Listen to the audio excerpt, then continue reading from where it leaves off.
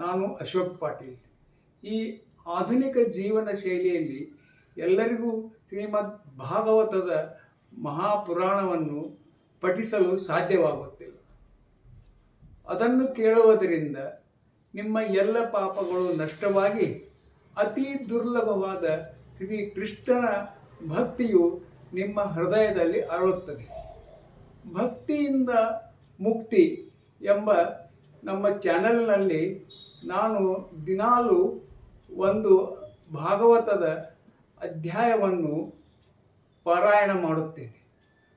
ನೀವು ಅದನ್ನು ಕೇಳಿರಿ ಮತ್ತು ನಮ್ಮ ಚಾನಲ್ಗೆ ಸಬ್ಸ್ಕ್ರೈಬ್ ಆಗಿರಿ, ಶೇರ್ ಮಾಡಿರಿ, ಕಮೆಂಟ್ ಮಾಡಿರಿ. ಧನ್ಯವಾದಗಳು. ಶ್ರೀ ಗುರುಭ್ಯೋ ನಮಃ. ಶ್ರೀ ಸರಸ್ವತಯೇ ನಮಃ. ಓಂ ನಮೋ ಭಗವತೆ ರುದ್ರಾಯ. ಓಂ ನಮೋ ಭಗವತೆ ವಾಸುದೇವಾಯ. 6ನೇ ಅಧ್ಯಾಯ, ವಿರಾಟ ಶರೀರದ ಉತ್ಪತ್ತಿ. ಮೈತ್ರೇಯ ಮಹರ್ಷಿಗಳು ಹೇಳಿದರು, ಮಹಾತ್ಮನಾದ ವಿದುರನೇ, ತನ್ನ ಮಹತತ್ವವೇ ಮುಂತಾದ ಶಕ್ತಿಗಳು ಹೀಗೆ ಒಂದಕ್ಕೊಂದು ಸೇರದೆ ಬೇರೆಯಾಗಿದ್ದ ಕಾರಣ ಸೃಷ್ಟಿ ಕಾರ್ಯವನ್ನು ಮುಂದುವರಿಸಲು ಅಸಮರ್ಥವಾಗಿದ್ದದನ್ನು ಕಂಡು ಸರ್ವಶಕ್ತನಾದ ಭಗವಂತನು ಕಾಲಶಕ್ತಿಯನ್ನು ಸ್ವೀಕರಿಸಿ ಮಹತತ್ವ, ಅಹಂಕಾರ, ಪಂಚಭೂತ, ಪಂಚನ್ಮಾತ್ರೆಗಳು, ಮನಸ್ಸು ಸಹಿತ 11 ಇಂದ್ರಿಯಗಳು, ಈ 23 ತತ್ವಗಳ ಸಮುದಾಯವನ್ನು ಒಟ್ಟಿಗೆ ಒಳಹೊಕ್ಕು. ಹೀಗೆ ಒಳಹೊಕ್ಕು ಮಹಾಪ್ರಭುವು ಪ್ರಸುಪ್ತವಾಗಿದ್ದ ಜೀವಿಗಳ ಅದೃಷ್ಟ ಕರ್ಮಗಳನ್ನು ಎಚ್ಚರಗೊಳಿಸಿ ಮತ್ತೆ ಪರಸ್ಪರ ದೂರವಾಗಿದ್ದ ಆ ತತ್ವ ಸಮೂಹವನ್ನು ತನ್ನ ಕ್ರಿಯಾಶಕ್ತಿಯ ಮೂಲಕ ಒಂದುಗೂಡಿಸಿದ.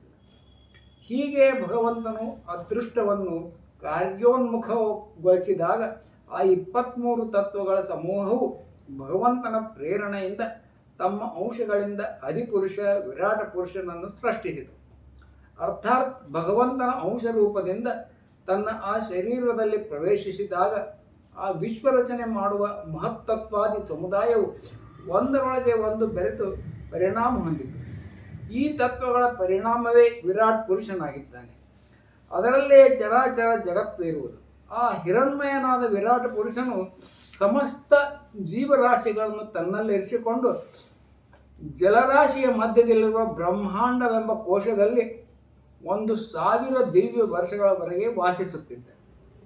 ಅನಂತರ ಭಗವಂತನು ಜ್ಞಾನಕ್ರಿಯೆ ಮತ್ತು ಆತ್ಮಶಕ್ತಿಗಳಿಂದ ಸಂಪನ್ನನಾದ ಆ ತತ್ವಗರ್ಭನಾದ ವಿರಾಟ್ ಪುರುಷನು ತನ್ನನ್ನು ತಾನೇ ವಿಭಾಗ ಮಾಡಿಕೊಂಡು ಒಂದು ಹೃದಯ ರೂಪವಾಗಿಯೂ 10 ಪ್ರಾಣಗಳ ರೂಪವಾಗಿಯೂ ಆಧ್ಯಾತ್ಮಿಕ, ಆದಿದೈವಿಕ, ಆದಿಭೌತಿಕ ಎಂಬ 3 ರೀತಿಯಾಗಿ ವಿಭಾಗಿಸಿಕೊಂಡನು. ಈ ವಿರಾಟ್ ಪುರುಷನೇ ಪ್ರಥಮ ಜೀವನದ ಕಾರಣ ಸಮಸ್ತ ಜೀವರ ಆತ್ಮ ಜೀವರೂಪನಾಗಿದ್ದರಿಂದ ಪರಮಾತ್ಮನ ಅಂಶ ಮತ್ತು ಶ್ರೀ ಭಗವಂತನ ಮೊದಲನೇ ಅಭಿವ್ಯಕ್ತಿ ಆಗಿರುವುದರಿಂದ ಅವನ ಮೊದಲನೇ ಅವತಾರವಾಗಿದೆ. ಈ ಸಮಸ್ತ ಭೂತ ಸಮುದಾಯವು ಇದರಲ್ಲೇ ಪ್ರಕಾಶಗೊಳ್ಳುವುದು.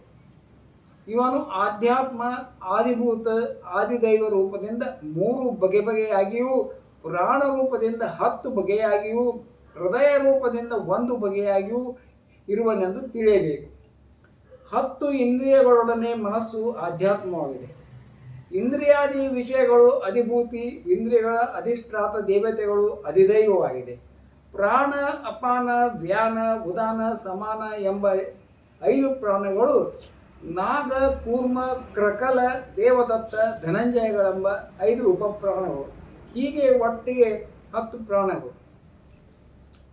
ಮತ್ತೆ ವಿಶ್ವರಚನೆಯನ್ನು ಮಾಡುವ ಮಹತ್ತತ್ವಾದಿಗಳ ಅಧಿಪತಿಯಾದ ಶ್ರೀ ಭಗವಂತನು ಆ ತತ್ವಗಳ ಪ್ರಾರ್ಥನೆಯನ್ನು ನೆನೆದು ಅವುಗಳ ವೃತ್ತಿಗಳನ್ನು ಎಚ್ಚರಿಸಲಿಕ್ಕಾಗಿ ತನ್ನ ಚೈತನ್ಯ ರೂಪವಾದ ತೇಜಸ್ಸಿನಿಂದ ಆ ವಿರಾಟ್ ಪುರುಷನನ್ನು ಪ್ರಕಾಶಿತಗೊಳಿಸಿ ಎಚ್ಚರಿಸಿದರು.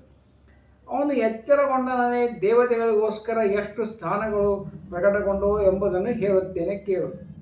ಮೊಟ್ಟ ಮೊದಲಿಗೆ ಆ ವಿರಾಟ್ ಪುರುಷನ ಮುಖವು ಪ್ರಕಟವಾಯಿತು. ಅದರಲ್ಲಿ ಲೋಕಪಾಲನಾದ ಅಗ್ನಿಯು ತನ್ನ ಅಂಶವಾದ ವಾಗೀಂದ್ರಿಯರೊಡನೆ ಪ್ರವೇಶ ಮಾಡಿದನು. ಆದ್ದರಿಂದಲೇ ಈ ಜೀವವು ಮಾತನಾಡುತ್ತದೆ. ಮತ್ತೆ ವಿರಾಟ್ ಪುರುಷನ ದವಡೆ ಉತ್ಪನ್ನವಾಯಿತು. ಅದರಲ್ಲಿ ಲೋಕಪಾಲನಾದ ವರುಣನು ತನ್ನ ಅಂಶ ರಸನೇಂದ್ರಿಯ ಸಹಿತ ಸ್ಥಿತನಾದ. ಆದ್ದರಿಂದ ಜೀವವು ರಸಗಳನ್ನು ಗ್ರಹಿಸುತ್ತದೆ. ಇದಾದ ಬಳಿಕ ಆ ವಿರಾಟ್ ಪುರುಷನ ಮೂಗು ಹೊಳ್ಳೆಗಳು ಪ್ರಕಟವಾದವು. ಇಬ್ಬರು ಅಶ್ವಿನಿ ಕುಮಾರರು ತಮ್ಮ ಅಂಶವಾದ ಘಾಣೇಂದ್ರಿಯದೊಡನೆ ಅವುಗಳನ್ನು ಹೊಕ್ಕರು. ಅದರಿಂದ ಜೀವಿಯ ವಾಸನೆಯನ್ನು ಗ್ರಹಿಸುತ್ತದೆ.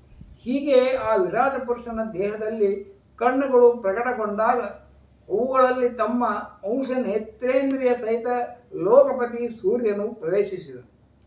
ಆ ನೇತ್ರೇಂದ್ರಿಯದಿಂದ ಜೀವನಿಗೆ ವಿವಿಧ ರೂಪಗಳ ಅರಿವು ಉಂಟಾಗುತ್ತದೆ. ಮತ್ತೆ ಆ ವಿರಾಟ್ ಪುರುಷನ ತ್ವಚೆ ತೊಗಲು ಉತ್ಪನ್ನವಾಯಿತು. ಅದರಲ್ಲಿ ತನ್ನ ಅಂಶ ತಗ್ವೀಂದ್ರಿಯ ಸಹಿತ ಲೋಕಪಾಲನಾದ ವಾಯು ಒಳಹೊಕ್ಕನು. ಆ ತಗ್ವೀಂದ್ರಿಯನ ಜೀವಿಯು ಸ್ಪರ್ಶವನ್ನು ಅನುಭವಿಸುವನು. ಆ ವಿರಾಟ ಪುರುಷನಲ್ಲಿ ಕಿವಿಯ ಬಿಲಗಳು ಪ್ರಕಟವಾದಾಗ ಅದರಲ್ಲಿ ತನ್ನ ಅಂಶ ಶ್ರವಣೇಂದ್ರಿಯ ಸಹಿತ ದಿಕ್ಕುಗಳು ಪ್ರವೇಶಿಸಿದವು. ಶ್ರವಣೇಂದ್ರಿಯದಿಂದ ಜೀವಿಗೆ ಶಬ್ದದ ಜ್ಞಾನ ಉಂಟಾಗುತ್ತದೆ. ಮತ್ತೆ ವಿರಾಟ ಪುರುಷನಲ್ಲಿ ಚರ್ಮವು ಉತ್ಪನ್ನವಾಯಿತು. ಅದರಲ್ಲಿ ತನ್ನ ಅಂಶ ರೋಮಗಳೊಡನೆ ಔಷಧಿಗಳು ಸ್ಥಿತವಾದವು. ಆ ರೋಮಗಳಿಂದಲೇ ಜೀವಿಗಳಿಗೆ ತುರಿಕೆ ಮುಂತಾದವುಗಳು ಅನುಭವವಾದವು. ಈಗ ವಿರಾಟ ಪುರುಷನ ಸ್ತ್ರೀ ವಿಗ್ರಹದಲ್ಲಿ ಲಿಂಗವು ಉತ್ಪನ್ನವಾಯಿತು. ತನ್ನ ಆಶ್ರಯವಾದ ಅದನ್ನು ಪ್ರಜಾಪತಿಯು ತನ್ನ ಅಂಶವಾದ ವೀರ್ಯದೊಡನೆ ಪ್ರವೇಶಿಸಿದನು. ಇದರಿಂದ ಜೀವವು ಆನಂದವನ್ನು ಅನುಭವಿಸುವುದು. ಮತ್ತೆ ವಿರಾಟ ಪುರುಷನಲ್ಲಿ ಬುಧವು ಪ್ರಕಟಗೊಳ್ಳಲು ಲೋಕಪಾಲ ಮಿತ್ರನು ತನ್ನ ಅಂಶ ಪಾಯು ಇಂದ್ರಿಯದೊಡನೆ ಅದರಲ್ಲಿ ಹೊಕ್ಕನು. ಈ ಇಂದ್ರಿಯದಿಂದಲೇ ಜೀವನು ಮಲತ್ಯಾಗ ಮಾಡುವನು. ಇದಾದ ನಂತರ ಅವನಲ್ಲಿ ಕೈಗಳು ಮೂಡಿದವು. ಆಗ ದೇವರಾಜ ಇಂದ್ರನು ತನ್ನ ಅಂಶ ಗ್ರಹಣ ತ್ಯಾಗ ರೂಪವಾದ ಶಕ್ತಿಯೊಡನೆ ಅವುಗಳಲ್ಲಿ ಪ್ರವೇಶ ಮಾಡಿದನು. ಈ ಶಕ್ತಿಯಿಂದಲೇ ಜೀವವು ತನ್ನ ಕೂಡುವಿಕೆ, ಪಡೆಯುವಿಕೆ, ಹಿಡಿದುಕೊಳ್ಳುವಿಕೆ ಎಂಬ ತನ್ನ ಜೀವನೋಪಾಯವನ್ನು ಸಾಧಿಸುವುದು. ಇವನಲ್ಲಿ ಚರಣಗಳು ಉತ್ಪನ್ನವಾದಾಗ ಲೋಕೇಶ್ವರನಾದ ವಿಷ್ಣು ತನ್ನ ಶಕ್ತಿಯಾದ ಗತಿಯೊಡನೆ ಅದನ್ನು ಪ್ರವೇಶಿಸಿದನು. ಆ ಗಮನ ಶಕ್ತಿಯಿಂದಲೇ ಜೀವವು ತನ್ನ ಗಮ್ಯಸ್ಥಾನವನ್ನು ತಲುಪುವುದು.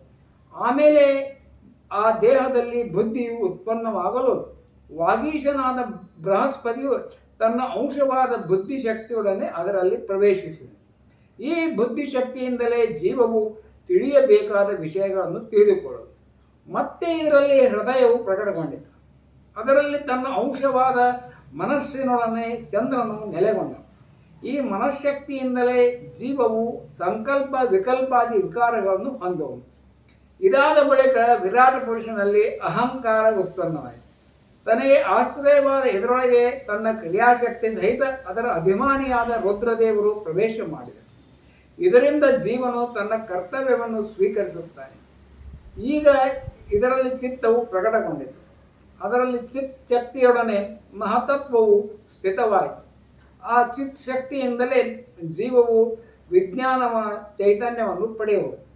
ಈ ವಿರಾಟ ಪುರುಷನ ತಲೆಯಿಂದ ಸ್ವರ್ಗಲೋಕ, ಕಾಲುಗಳಿಂದ ಪೃಥ್ವಿ ಮತ್ತು ನಾಭಿಯಿಂದ ಅಂತರಿಕ್ಷ ಉತ್ಪನ್ನವಾಯಿತು. ಇವುಗಳಲ್ಲಿ ಕ್ರಮವಾಗಿ ಸತ್ವ, ರಜ, ತಮ ಈ ಮೂರುಗಳ ಗುಣಗಳ ಪರಿಣಾಮ ಸ್ವರೂಪಿ ದೇವತೆಗಳು, ಮನುಷ್ಯರು, ಪ್ರೇತಾದಿಗಳು ಕಂಡುಬರುತ್ತದೆ. ಇವುಗಳಲ್ಲಿ ದೇವತೆಗಳು ಸತ್ವಗುಣದ ಹೆಚ್ಚಳದಿಂದ ಸ್ವರ್ಗಲೋಕದಲ್ಲಿಯೂ, ಮನುಷ್ಯ ಮತ್ತು ಅವನು ಉಪಯೋಗಿಸುವ ಹಸುವೆ ಮುಂತಾದ ಜೀವಿಗಳು ರಜೋಗುಣದ ಪ್ರಧಾನತೆಯಿಂದಾಗಿ ಪೃಥ್ವಿಯಲ್ಲಿಯೂ, ತಾಮಸ ಸ್ವಭಾವವುಳ್ಳ ರುದ್ರನ ಪಾರ್ಷದರು ಭೂತ ಪ್ರೇತಾದಿಗಳು ಎರಡರ ನಡುವಿನಲ್ಲಿಯೂ ಇರುವ ಭಗವಂತನ ನಾಭಿಯ ಸ್ಥಾನದಲ್ಲಿ ಅಂತರಿಕ್ಷ ಲೋಕದಲ್ಲಿಯೂ ವಾಸ ಮಾಡುತ್ತೆ. ಮಹಾತ್ಮನಾದ ವಿದುರನೇ, ವೇದಗಳು ಮತ್ತು ಬ್ರಾಹ್ಮಣರು ಭಗವಂತನ ಮುಖದಿಂದ ಪ್ರಕಟಗೊಂಡಿದ್ದರಿಂದಲೇ ಬ್ರಾಹ್ಮಣರು ಸಕಲ ವರ್ಣಗಳಲ್ಲಿಯೂ ಶ್ರೇಷ್ಠರು ಮತ್ತು ಸರ್ವ ವರ್ಣಗಳು ಗುರುವೆನಿಸಿದರು. ಆತನ ಭುಜಗಳಿಂದ ಕ್ಷತ್ರಿಯ ವೃತ್ತಿಯು ಮತ್ತು ಅದನ್ನು ಅವಲಂಬಿಸಿರುವ ಕ್ಷತ್ರಿಯ ವರ್ಣವು ಉತ್ಪನ್ನವಾಯಿತು. ವಿರಾಟ ಪುರುಷನ ಅಂಶವಾಗಿ ಜನಿಸಿದ ಕಾರಣ ಇವರು ಎಲ್ಲ ವರ್ಣಗಳನ್ನು ಶತ್ರುಗಳು, ಕಳ್ಳಕಾಕರ ಮುಂತಾದ ಉಪದ್ರವಗಳಿಂದ ರಕ್ಷಣೆ ಮಾಡುತ್ತಾರೆ. ಶ್ರೀ ಭಗವಂತನ ಎರಡು ತೊಡೆಗಳಿಂದ ಎಲ್ಲ ಜನರ ನಿರ್ವಾಹ ಮಾಡುವಂಥ ವೈಶ್ಯವೃತ್ತಿ ಉತ್ಪನ್ನವಾಯಿತು ಮತ್ತು ಅವುಗಳಿಂದಲೇ ವೈಶ್ಯವರ್ಣದ ಪ್ರಾದುರ್ಭಾವವಾಯಿತು. ಈ ವರ್ಣವು ತನ್ನ ವೃತ್ತಿಯಿಂದ ಎಲ್ಲ ಜೀವಿಗಳ ಜೀವನ ನಿರ್ವಾಹ ನಡೆಸುತ್ತದೆ. ಮತ್ತೆ ಎಲ್ಲ ಧರ್ಮಗಳ ಸಿದ್ಧಿಗಾಗಿ ಭಗವಂತನ ಚರಣಗಳಿಂದ ಸೇವಾವೃತ್ತಿ ಪ್ರಕಟವಾಯಿತು ಮತ್ತು ಅವುಗಳಿಂದಲೇ ಮೊಟ್ಟ ಮೊದಲು ಆ ವೃತ್ತಿಯ ಅಧಿಕಾರಿ ಶೂದ್ರವರನ್ನು ಪ್ರಕಟಗೊಂಡಿತು. ಅವರ ವೃತ್ತಿಯಿಂದಲೇ ಶ್ರೀಹರಿಯು ಪ್ರಸನ್ನನಾಗುತ್ತಾನೆ. ತಸ್ಯಾ ಜಾತ ಪುರಾ ಶೂದ್ರೋ ಯದ್ದತ್ಯ ತುಷ್ಯತೆ ಹರಿ. ಎಲ್ಲ ಧರ್ಮಗಳ ಸಿದ್ಧಿಗೆ ಮೂಲಭೂತವಾದುದು ಸೇವೆ. ಸೇವೆ ಇಲ್ಲದೆ ಯಾವ ಧರ್ಮವೂ ಈಡೇರುವುದಿಲ್ಲ. ಆದ್ದರಿಂದ ಎಲ್ಲ ಧರ್ಮಗಳಿಗೆ ಮೂಲವಾದ ಸೇವೆಯೇ ವೃತ್ತಿಯಾಗಿರುವ ಶೂದ್ರನು ಎಲ್ಲ ವರ್ಣಗಳಲ್ಲಿಯೂ ಶ್ರೇಷ್ಠನೇ. ಬ್ರಾಹ್ಮಣನ ಧರ್ಮವಿರುವುದು ಮೋಕ್ಷಕ್ಕಾಗಿ, ಕ್ಷತ್ರಿಯರ ಧರ್ಮವಿರುವುದು ಭೋಗಕ್ಕೋಸ್ಕರವಾಗಿ, ವೈಶ್ಯ ಧರ್ಮವಿರುವುದು ಹಣ ಸಂಪಾದನೆಗಾಗಿ. ಹೀಗೆ ಮೊದಲನೇ 3 ವರ್ಣಗಳ ಧರ್ಮಗಳು ಇತರ ಪುರುಷಾರ್ಥಗಳಾಗಿದ್ದರೆ ಶೂದ್ರನ ಧರ್ಮ ತನ್ನ ಪುರುಷಾರ್ಥಕ್ಕಾಗೇ ಇದೆ. ಆದ್ದರಿಂದ ಇವನು ವೃತ್ತಿಯಿಂದಲೇ ಭಗವಂತನು ಪ್ರಸನ್ನನಾಗುವ. 4 ವರ್ಣಗಳು ಕೂಡ ತಮ್ಮ ತಮ್ಮ ವೃತ್ತಿಗಳೊಡನೆ ಯಾರಿಂದ ಹುಟ್ಟಿದವೋ ಆ ಪರಮ ಗುರುವಾದ ಶ್ರೀಹರಿಯನ್ನು ಚಿತ್ತಶುದ್ಧಿಗಾಗಿ ತಮ್ಮ ತಮ್ಮ ಧರ್ಮಗಳಿಂದ ಶ್ರದ್ಧಾಪೂರ್ವಕ ಆರಾಧಿಸುತ್ತೇವೆ.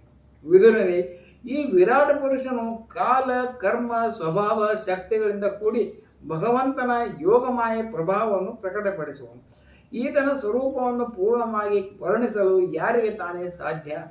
ಪ್ರಿಯ ವಿದುರನೇ, ಆದರೂ ಇತರ ವ್ಯಾವಹಾರಿಕ ಚರ್ಚೆಗಳಿಂದ ಕಲುಷಿತಗೊಂಡಿರುವ ನನ್ನ ವಾಣಿಯನ್ನು ಪವಿತ್ರಗೊಳಿಸಲು ನನ್ನ ಬುದ್ಧಿಗೂ ಶ್ರೀ ಗುರುಗಳ ಬಾಯಿಂದ ಕೇಳಿರುವುದಕ್ಕೂ ಅನುಗುಣವಾಗಿ ಶ್ರೀಹರಿಯ ಸುಕೀರ್ತಿಯನ್ನು ವರ್ಣಿಸುತ್ತೇನೆ. ಪುಣ್ಯಕೀರ್ತಿ ಶಿರೋಮಣಿಯಾದ ಶ್ರೀಹರಿಯ ಗುಣಗಾನ ಮಾಡುವುದೇ ಮನುಷ್ಯರ ವಾಣಿಗೆ ಹಾಗೂ ವಿದ್ವಾಂಸರ ಬಾಯಿಯಿಂದ ಭಗವಂತನ ಕಥಾಮೃತವನ್ನು ಪಾನ ಮಾಡುವುದೇ ಅವರ ಕಿವಿಗಳಿಗೆ ಪರಮ ಲಾಭವಾಗಿದೆ ಎಂದು ಮಹಾಪುರುಷರ ಸಿದ್ಧಾಂತವಾಗಿದೆ. ವತ್ಸ ವಿದುರ, ನಾವು ಮಾತ್ರವಲ್ಲ, ಆದಿಕವಿಯಾದ ಶ್ರೀ ಬ್ರಹ್ಮದೇವರು ಕೂಡ 1000 ದಿವ್ಯ ವರ್ಷಗಳವರೆಗೆ ತಮ್ಮ ಯೋಗದಿಂದ ಪರಿಪಕ್ವವಾದ ಬುದ್ಧಿಯಿಂದ ವಿಚಾರ ಮಾಡಿದರೂ ಅಪ್ರಮೇಯನಾದ ಆತನ ಮಹಿಮೆಯ ಪಾರವನ್ನು ಕಾಣಲಾರದೆ ಹೋದರು. ಭಗವಂತನ ಮಾಯವು ದೊಡ್ಡ ದೊಡ್ಡ ಮಾಯಾವಿಗಳನ್ನು ಮರಳುಗೊಳಿಸುವ ಸಾಮರ್ಥ್ಯವುಳ್ಳದ್ದು. ಅಘಟಿತ ಘಟನಾ ಸಾಮರ್ಥ್ಯವುಳ್ಳ ಅದರ ಭಾವಗತಿಯು ಅನಂತವಾಗಿದೆ. ಆದ್ದರಿಂದ ಸ್ವಯಂ ಭಗವಂತನೇ ಅದರ ಆಳ ತಿಳಿಯದೇ ಹೋದನು. ಮತ್ತೆ ಇತರರ ಮಾತಾದರೂ ಏನು? ಯಾವುದನ್ನು ಮುಟ್ಟಲಾರದೆ ಮನಸ್ಸಿನ ಮಾತಿನೊಡನೆ ಹಿಂದಿರುಗಿ ಬಿಡುವುದೋ, ಯಾವುದರ ಪಾರವನ್ನು ಕೊನೆಯನ್ನು ಕಾಣುವ ವಿಷಯದಲ್ಲಿ ಬ್ರಹ್ಮ, ರುದ್ರಾದಿ ಇತರ ದೇವತೆಗಳು ಸಮರ್ಥರಾಗದೆ ಹೋದರೋ ಆ ಭಗವಂತನಿಗೆ ನನ್ನ ನಮಸ್ಕಾರಗಳು. 6ನೇ ಅಧ್ಯಾಯವು ಮುಗಿಯಿತು. ಇತಿ ಶ್ರೀಮದ್ ಭಾಗವತ ಮಹಾಪುರಾಣೇ ಪರಮಹಂಸ ಸಂಹಿತಾ ತೃತೀಯ ಸ್ಕಂದೇ 6ಠೋಧ್ಯಾಯ.